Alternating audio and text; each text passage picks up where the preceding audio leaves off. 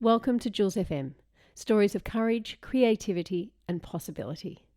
I'm Jules, and in each episode, we dive into the real conversations behind extraordinary achievements, the mindset shifts, strategies, and what it takes to create your best life.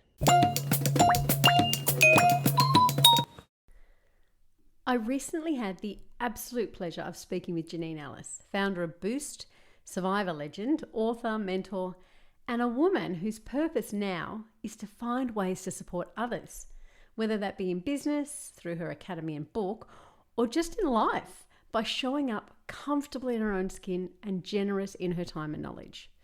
So it makes sense, therefore, that my number one takeaway from our conversation was to be authentic.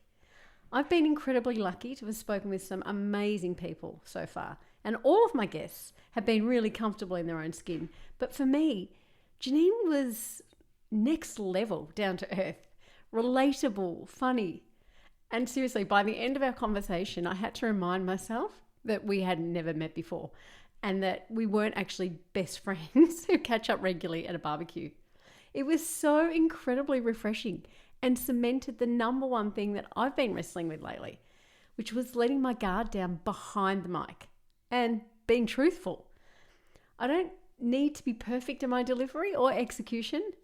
I just have to be authentic and me. And no matter what I'm doing in any area, just being me is not only more than enough, it's where the magic lies, as there is no one else like me out there.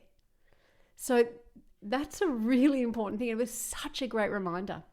Janine's insight into building a business and marketing are obviously impressive now. You don't build a worldwide successful business without knowing what you're doing. But what I loved about Janine is that she actually had zero idea about any of it when she started Boost. Her first business venture, and in fact, she didn't go into it wanting to build an empire, but rather to provide a healthy snack alternative in the marketplace. Not only did she start out not knowing what it takes to build a business, but also cited her naivety as an absolute strength because she didn't know how massive a task it was and what couldn't be done. So every time she hit an obstacle, she would find a way around it by asking questions, researching, and just sticking at it. It's very cool to think if you want something and you're prepared to put in the work, anything is possible and at any age. And also that perhaps the blocks we face are only insurmountable if we let them or we believe that they are. That same can-do mindset was what made her such a fierce competitor on Survivor. How many of us would tackle an experience like that in our late 50s? I think for most people, not just me, the mere idea feels daunting enough. But for her, she didn't even flinch and she didn't even entertain that it wasn't possible.